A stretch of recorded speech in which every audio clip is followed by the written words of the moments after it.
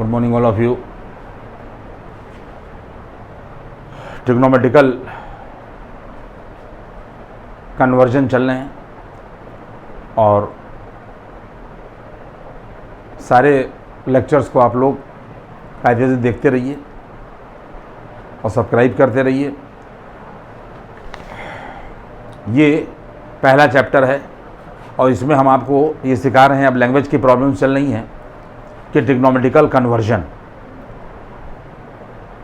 Conversion में मैंने आपको, आप जितने भी लेक्चर्स देखिएगा, जो भी लेक्चर हमने डाले हैं उनको देखिए आप कंटिन्यूटी में।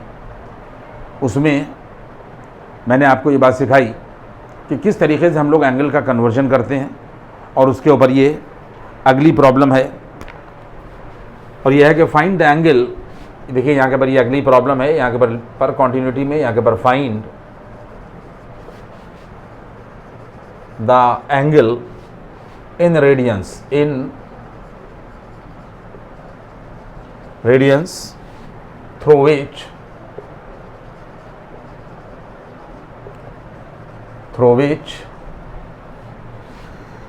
a pendulum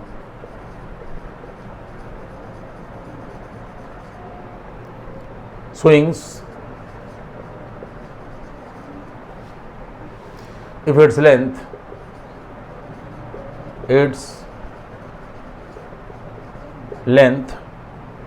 is 75 centimeter and the tip describe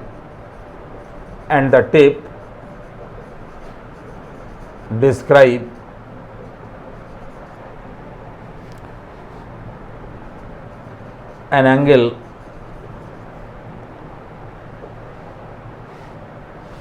an arc, angle नहीं है ये arc है, an arc of length number 1 यहाँ के पर ये 10 सेंटीमीटर और नंबर 2 यहाँ के पर 15 सेंटीमीटर।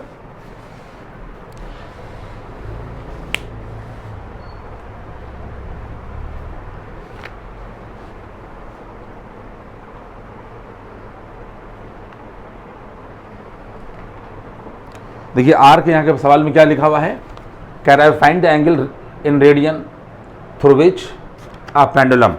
देखिए ये पेंडुलम है, आप देख लें इस चीज़ को कि यहाँ के ऊपर ये पेंडुलम है।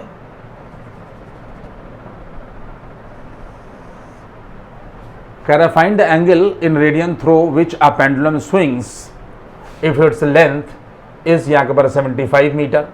ये यहाँ के ऊपर जो लेंथ है ये यहाँ के ऊपर 75 मीटर दे रखी है, सेंटीमीटर दे रखी है। And the tip describe an arc of length यहाँ के ऊपर ये 10 सेंटीमीटर, ये आर्क हो गया। और अब इसकी लोकेशन जो है वो यहाँ के ऊपर ये आ गई।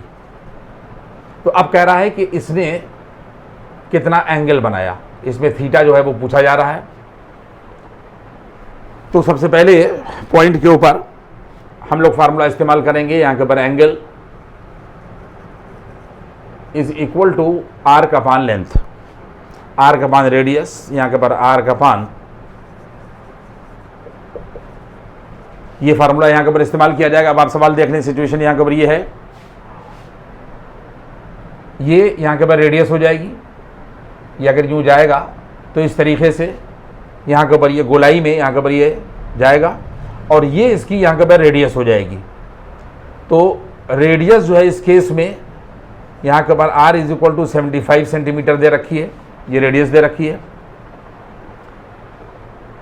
एंगल पूछा जा रहा है तो एंगल को अगर थीटा कंसीडर किया जाए और आर्क यहाँ के ऊपर ये 10 सेंटीमीटर हो, ये आर्क यहाँ के ऊपर 10 सेंटीमीटर और रेडियस जो है वो यहाँ के ऊपर 75 सेंटीमीटर, तो थीटा इज इक्वल टू यहाँ के ऊपर मिल जाएगा 2 5 ज़ा 10, 5 2 ज़ा 10 सॉरी 5 2 ज़ा यहाँ के ऊपर ये 10 और 5 1 ज़ा 5 और 5 5 ज़ा यहाँ के ऊपर 25, 2 अपान यहाँ के ऊपर 15 मिलेगा। इतने रेडियन, ये पहला आंसर हो जाएगा। देखिए यही कह रहा था कि फाइंड द एंगल इन यहाँ के ऊपर ये रेडियन, तो 2 अपान 15 रेडियन होगा। ये पहला क्वेश्चन हुआ और इसके बाद में क्वेश्चन नंबर 2 में यहाँ के ऊपर 15 सेंटीमीटर दे रखा है, इसी फार्मूले का हम लोग यहाँ पर इस्तेमाल करेंगे और एंगल इज इक्वल टू हो जाएगा आर्क अपॉन रेडियस, तो ये 10 होगा। और अब यहाँ के पर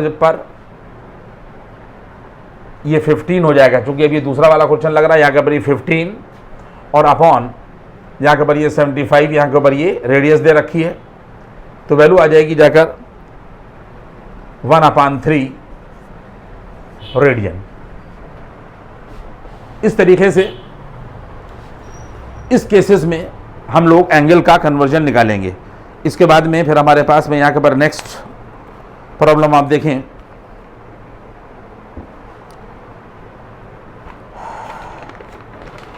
देखिए आप क्या कह रहा है सवाल। नेक्स्ट क्वेश्चन है, इसको आपने देखा। इसके बाद में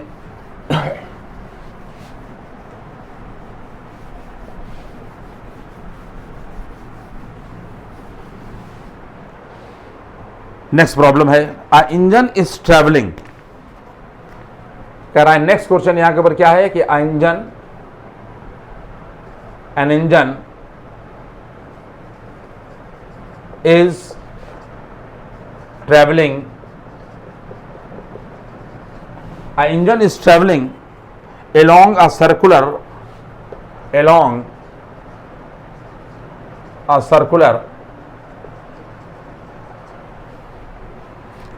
railway track,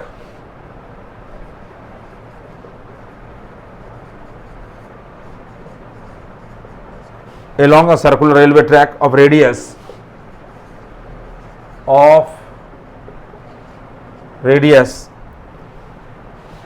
1000 और यहाँ के पर 500 यहाँ के पर metres, with a speed of, कह रहा है कि विद a स्पीड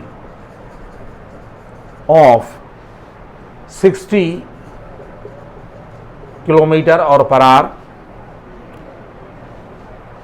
कह रहा है कि find the angle, find the angle in degrees, in यहाँ के ऊपर degrees, turned by the engine, turned by the engine, turned by the engine in, यहाँ के ऊपर 10 सेकेंड पूरा क्वेश्चन आप लोग यहाँ के ऊपर देख लें। और इसमें कह रहा है कि engine is travelling along a circular railway track. देखिए ये सर्कुलर रेलवे ट्रैक है, ये यहाँ के ऊपर ये सर्कुलर, यहाँ के ऊपर रेलवे, यहाँ के ऊपर ये, यहाँ के ऊपर ये ट्रैक है। Engine is travelling along a circumference, इसके ऊपर इंजन जो है वो यहाँ के ऊपर चल रहा है। ये यहाँ के ऊपर ये इंजन जो है वो इस सर्कुलर रेलवे ट्रैक के ऊपर चल रहा है। ऑफ रेडियस, जो इसकी रेडियस दे रखी है, ये यहाँ के ऊपर चल रहा है। जो इसकी रेडियस यहाँ के ऊपर दे रखी है, ये दे रखी है 1500 यहाँ के ऊपर ये मीटर्स, ये यहाँ पे दे रखी है। इस पर सर्कुलर ट्रैक पर चलता चला जा रहा है। स्पीड जो दे रखी है, ये यहाँ के ऊपर जो स्पीड है बराबर 60 किलोमीटर पर आवर दे रखी है, ये इसकी स्पीड दे रखी है। कह रहा है कि find the angle in degrees turned by the engine in, यहाँ के ऊपर 10 सेकेंड। और जो टाइम दे रखा है यहाँ के ऊपर हमारे पास 10 सेकेंड दे रखा है, टाइम यहाँ के ऊपर 10 सेकेंड है। फाइंड द एंगल, और इसमें यहाँ के ऊपर ये एंगल पूछा जा रहा है इन डिग्रीज, बराबर यहाँ के ऊपर इन डिग्री में यहाँ के ऊपर पूछा जा रहा है। तो जब रेलवे ट्रैक के ऊपर देखिए इस तरीके से यहाँ के ऊपर सर्कुलर है और मान लीजिए कि यहाँ से ये चलना शुरू किया, तो इसके बाद में ये इस स्पीड से चलता चला जा रहा है। तो रेडियस यहाँ के ऊपर ये भी हमारे पास में 1500 मीटर होगी। तो कह रहा है कि रेलवे ट्रैक के ऊपर चलने के बाद ये कितना एंगल मूव कर गया। तो आपसे यहाँ के ऊपर ये एंगल पूछा जा रहा है, राइट। सबसे पहले हमारे पास में स्पीड यहाँ के ऊपर दे रखी है, ये देखिए यहाँ के ऊपर ये स्पीड दे रखी है और स्पीड जो है वो 60 किलोमीटर पर आवर है, 60 किलोमीटर पर आवर है। इसको हम लोगों को मीटर पर सेकंड में चेंज करना है, तो 60 और इंटू यहाँ के पर ये 1000 हो जाएगा, किलोमीटर को मीटर में चेंज कर दिया। और 1 घंटे में 60 इंटू यहाँ के पर 60 ये सेकंड हो जाएंगे, तो ये सिचुएशन हो जाएगी यहाँ के पर मीटर पर और यहाँ के पर सेकंड। आवर नीचे है तो ये नीचे रहेगा, किलोमीटर ऊपर है तो ऊपर वाले मीटर में। यही इसका तरीका होता है कि जो ऊपर होता है उसका ऊपर कन्वर्जन कर देते हैं और जो नीचे होता है उसका नीचे कन्वर्जन कर देते हैं। यहाँ पर किलोमीटर को मीटर में चेंज करने के लिए 1000 से मल्टीप्लाई कर दिया गया, और आवर जो को चेंज करने के लिए 1 आवर में 3600 सेकंड होते हैं, तो 60 इंटू यहाँ के पर ये 60 हो गया, सेकंड हो गया। तो ये 60 और ये 60 कट जाएगा, तो हमारे पास में जो स्पीड आएगी ये स्पीड आ जाएगी यहाँ से 1000 अपान यहाँ के पर ये 6t, और ये 0 कट जाएगा, ये आ जाएगा यहाँ के पर 100 अपान यहाँ के पर ये 6 आएगा, और इतने यहाँ के पर मीटर और पर सेकंड होगा। स्पीड का जो फार्मूला है, स्पीड बराबर होता है डिस्टेंस अपान टाइम। ये देखिए, डिस्टेंस अपान यहाँ के पर ये टाइम, ये स्पीड का फार्मूला हम लोगों ने लगाया। स्पीड हमारी 100 अपान 6 दे रखी है, तो इसकी जगह के पर हम लोग ये देखिए 100 अपान 6 रख देंगे, ये स्पीड हो गई। और डिस्टेंस अपान टाइम, तो इसने अब जब ये रेलवे ट्रैक पर चलेगा तो ये डिस्टेंस आएगी। मान लीजिए कि इसने यहाँ पर ये डी डिस्टेंस जो है वो तय की, ये आर्क हो जाएगा, तो मान लीजिए कि इसने डी डिस्टेंस तय की, और कितने टाइम में तय की, यहाँ के ऊपर हमारे पास में 10 सेकंड में। ये सवाल में यहाँ के ऊपर 10 सेकंड दे रखा है। तो जब हम लोग यहाँ के ऊपर क्रॉस मल्टीप्लाई करेंगे तो 6d इज इक्वल टू यहाँ के ऊपर 100 और इंटू यहाँ के ऊपर 10 मिलेगा, और d इज इक्वल टू यहाँ के ऊपर 100 इंटू 10 और अपान यहाँ के ऊपर ये आ जाएगा 6। ये डिस्टेंस हो जाएगी, और वैल्यू हो जाएगी डिस्टेंस की यहाँ के ऊपर 1000 और अपान 6 मीटर। ये हमने ज़्यादा इसको कैलकुलेट नहीं किया, इतने यहाँ के ऊपर ये मीटर आ जाएगा। इसके बाद में हम लोगों से एंगल पूछा गया है, तो अब हम लोगों ने यहाँ पे देखिए फार्मूला लगाया, ये एंगल बराबर यहाँ के ऊपर हो जाएगा आर्क अपान यहाँ के ऊपर radius, arc upon radius.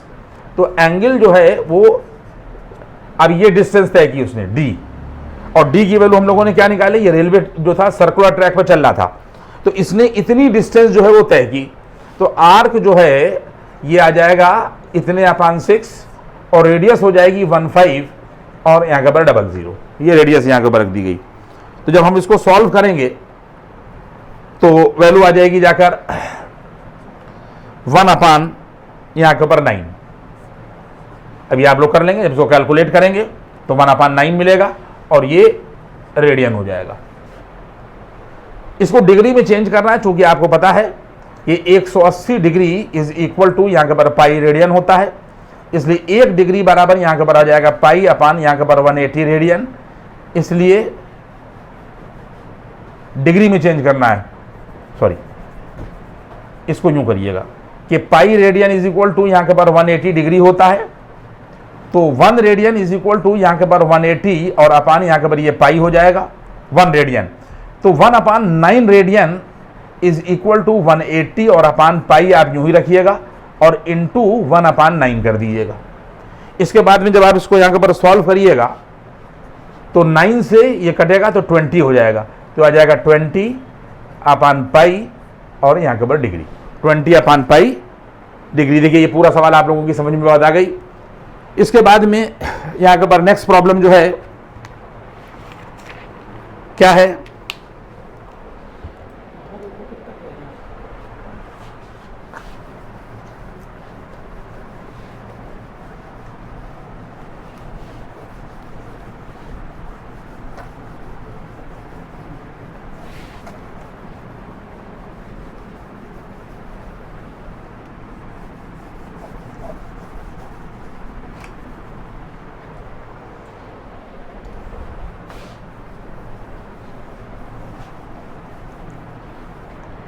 next problem.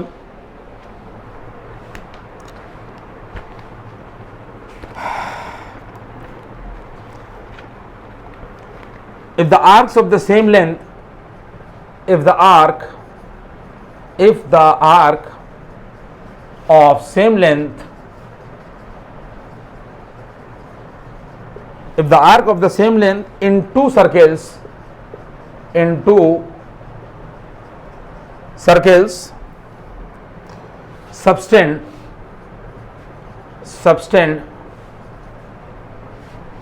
angle of 65 degree and 110 degree at their respective centers. At their respective centers, find the ratio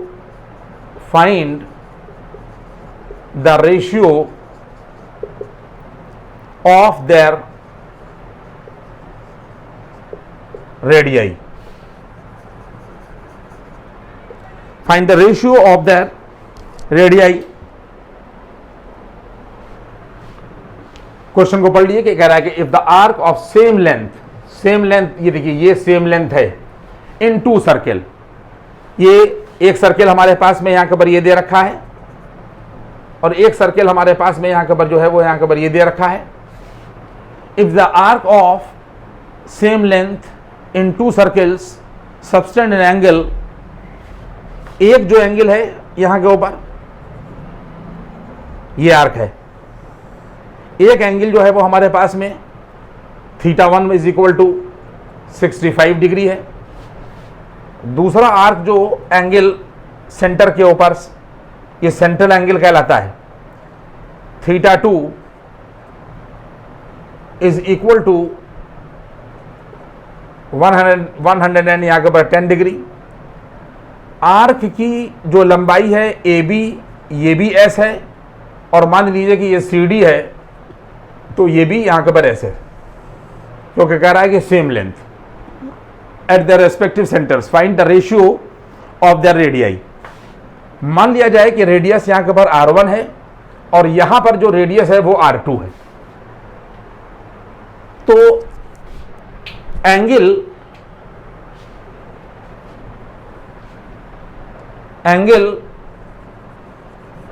is equal to यहां के ऊपर आर्क अपान रेडियस होगा. तो पहला एंगल जो है वो अगर 65 डिग्री लिया जाए और आर्क S ले लिया जाए, ये R1 ले लिया जाए radius, this is equation number 1. ये पहले सर्किल के लिए हुआ. इसके बाद में दूसरे सर्किल में सेम फार्मूला हम लोग यहां के ऊपर लगाएंगे. 100 एंड यहां के ऊपर ये 10 degree is equal to S होगा, सेम आर्क है और रेडियस यहां के ऊपर ये R2. Now this is equation number यहां के ऊपर 2. इन दोनों इक्वेशंस को हम लोग डिवाइड कर देंगे. जब डिवाइड करेंगे तो 65 अपान 100 एंड यहां के ऊपर ये 10, S अपान यहां के ऊपर ये R1 और S अपान यहां के ऊपर ये आ जाएगा R2.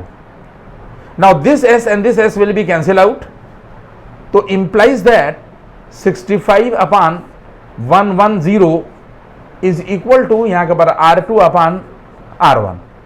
इसको यहां के ऊपर डिवाइड कर दीजिए तो 5 से डिवाइड हो जाएगा, तो 5 1 जा 5, 5 3 जा 15 हो जाएगा और 5 2 जा 10 और 5 2 जा 10 होगा. इसलिए R2 अपान R1 13 अपान 22 होगा, या R1 इज टू R2 जो है ये 22 इज टू आ जाएगा 13. ये रेडियस का, सेम आर्क की लेंथ के लिए रेडियस का रेशियो हो गया, रेडियाई का रेशियो हो गया. इसके बाद में नेक्स्ट क्वेश्चन फिर आप लोग देखें.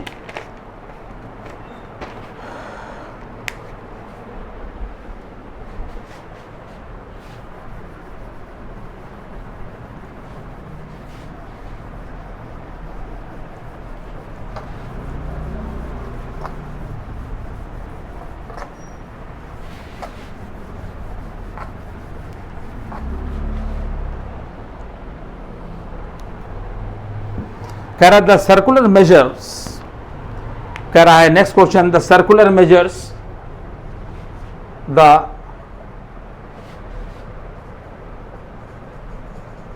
Circular measures of two angles of two angles of a triangle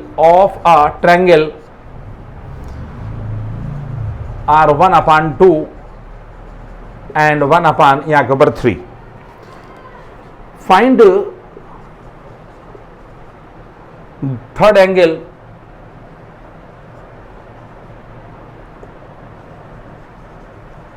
third angle in degree measure, in यहाँ के पर degree measure and use pi is equal to 22/7.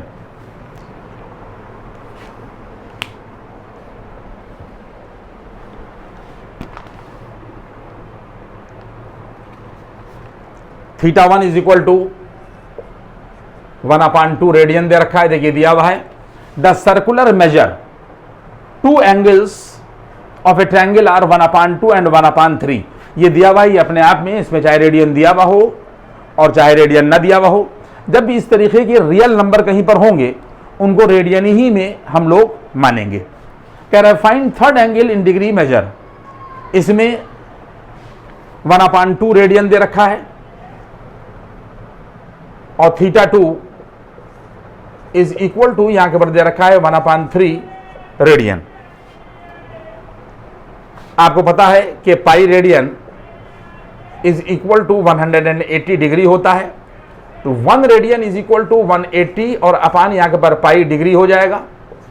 1/2 radian की बात अगर हम लोग करेंगे तो 180 अपान यहां के पर ये पाई आएगा इंटू यहां के पर 1/2 हो जाएगा, ये डिग्री हो जाएगा.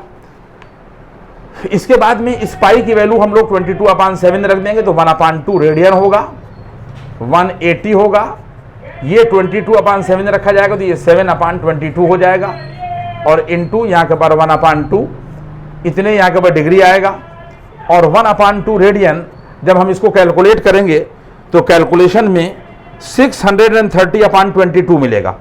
630 और अपॉन यहाँ के पर 22 मिलेगा.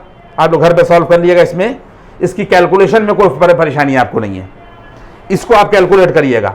तो 630/22 डिग्री मिलेगा और जब इसको आप 22 से डिवाइड करिएगा तो 28 यहाँ के पर 64 यहाँ के पर ये मिल जाएगा डिग्री. इसके बाद में इसको डिग्री में जब हम लोग कन्वर्ट करेंगे 1/3 ये रेडियन है, यहाँ से चलिएगा तो सिर्फ 180 अपान पाई से हम लोग मल्टीप्लाई कर देंगे तो 180 अपान यहाँ के पर ये पाई हुआ इंटू 1 अपान यहाँ के पर 3 ये हो जाएगा degree. 1/3 radian is equal to जब हम लोग इसको सॉल्व करेंगे तो 180 आएगा इंटू 7/22 आएगा into 1/3 degree. 1/3 radian is equal to जब हम इसका डेसिमल वैल्यू निकालेंगे तो 19.09 यहाँ के पर ये आ जाएगा डिग्री. इसको आप लोग घर में जो है वो सॉल्व कर लीजिएगा. अगर किसी ट्रायंगल की बात की जा रही है और उस ट्रायंगल के दो एंगल की बात की जा रही है तो हम लोग जानते हैं कि किसी भी ट्रायंगल में तीनों एंगल का सम जो है 180 होता है. तो यहां पर आप लोग लिखेंगे सिंस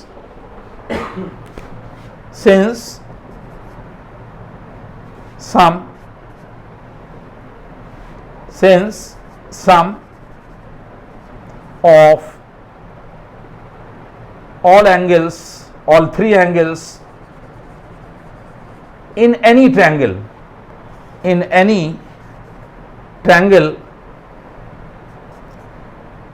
is यहां के पर 180 डिग्री. इसलिए दो एंगल यहां के पर दे रखे हैं थीटा 1 और थीटा 2 दे रखे हैं. देयरफॉर थीटा 1 और प्लस थीटा 2 और प्लस यहां के पर थीटा 3 इज इक्वल टू यहां के पर 180 हो जाएगा. और थीटा 1 की वैल्यू 28 यहाँ के ऊपर 64 डिग्री निकली है. देखिए थीटा 1 है यहाँ के ऊपर 1/2 रेडियन को हम लोगों ने कन्वर्ट किया तो इसकी जगह के ऊपर 28.64 डिग्री रखा जाएगा. दूसरा एंगल हमारे यहाँ के ऊपर 19.09 डिग्री रखा जाएगा और plus theta 3 is equal to 180 हो जाएगा. इसके बाद में इन दोनों एंगल्स को हम लोग यहाँ के ऊपर ऐड करेंगे. 28 और 19.09 को हम लोग यहाँ के ऊपर ऐड कर देंगे। ऐड करने का भी तरीका देख लिए, 28 पॉइंट यहाँ के ऊपर 64 डिग्री है, 19.09 डिग्री इसमें हम लोग यहाँ के ऊपर ऐड करेंगे। यहाँ के ऊपर 47.73 डिग्री हो जाएगा। तो θ3 की वैल्यू बच्चों जब हम लोग निकालेंगे तो 180 ये होगा और इन दोनों का सम उधर चला जाएगा, माइनस के 47.73 ये आ जाएगा यहाँ के ऊपर डिग्री। इसके बाद में फिर हम लोग क्या करेंगे कि 180.00 लिखेंगे और 47.73 यहाँ से हम लोग घटा देंगे, सबट्रैक्ट कर देंगे। तो 10 में से 3 गया, यहाँ के ऊपर 7 बचेगा, 9 में से 7 गया 2 बचेगा, 9 में से 7 गया 2 बचेगा, 7 में से 4 गया 3 और 1 यहाँ के ऊपर 132.27 डिग्री हो जाएगा। θ3 की वैल्यू यहाँ के ऊपर आ जाएगी 132.27 डिग्री। इसके बाद में फिर θ3 बराबर 132 डिग्री आप ये अलग रखेंगे और इसके बाद में प्लस 0.27 डिग्री को अलग कर देंगे। देखिए अलग कर दिया, तो θ3 बराबर 132 डिग्री ये अलग रहेगा और डिग्री को मिनट में चेंज करने के लिए हम लोग 60 से मल्टीप्लाई कर देते हैं। तो 0. यहाँ के ऊपर 27 इंटू यहाँ के ऊपर ये 60 जब मल्टीप्लाई कर देंगे तो ये मिनट हो जाएगा और जब हम इसको मल्टीप्लाई कर देंगे तो θ3 बराबर 132 डिग्री होगा और इसको मल्टीप्लाई करने के बाद 16.2 मिनट मिलेगा। 16.2 मिनट ये मिला हम लोगों को, 16.2 यहाँ के ऊपर ये मिनट मिल जाएगा। इसके बाद में इस मिनट को यहां तक बात पहुंची है। इसके बाद में हम लोग क्या करेंगे, यहां के इसको देखिए, इस स्टेप को हम यहां पर ले आए, θ3 इज इक्वल टू 132 डिग्री होगा और प्लस 16.2 मिनट है तो 16 मिनट को अलग कर दिया और प्लस 0.2 मिनट को अलग कर दिया, इस 0.2 मिनट को अलग कर दिया। तो यहां से θ3 की वैल्यू हो जाएगी 132 डिग्री प्लस यहां के ऊपर आ जाएगा 16 मिनट और 0.2 इंटू यहां के ऊपर 60 कर देंगे। अगर हम मिनट को सेकंड में चेंज कर रहे हैं तो 60 से यहां पर भी मल्टीप्लाई कर देंगे। तो इसका जो फाइनल आंसर होगा वो यहां के ऊपर आ जाएगा θ3 is equal to 132 degree 16 minute, ये 16 मिनट आ जाएंगे और जब हम इसको मल्टीप्लाई करेंगे तो यहाँ के ऊपर 12 यहाँ के ऊपर आ जाएगा सेकेंड।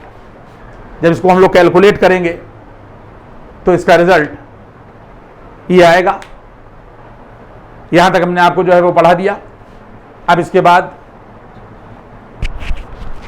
बाद इसी को कंटिन्यू करते हुए 2-3-4 सवाल एमएल अग्रवाल में आपकी और बचे हैं कन्वर्जन के पहले एक्सरसाइज के। सब लोग देखिए, प्लीज देखिए, इसको सारे लोग देखिए। मैक्सिमम सारे सवाल हम जितने भी पूरी एक्सरसाइज है यहाँ आपके लगा रहे हैं, 3.3 शायद एक्सरसाइज है। जितने भी कन्वर्जन है 3-4 सवाल उस पर और बचे हैं और इसको नेक्स्ट लेक्चर में हम लोग कवर करेंगे। Thank you.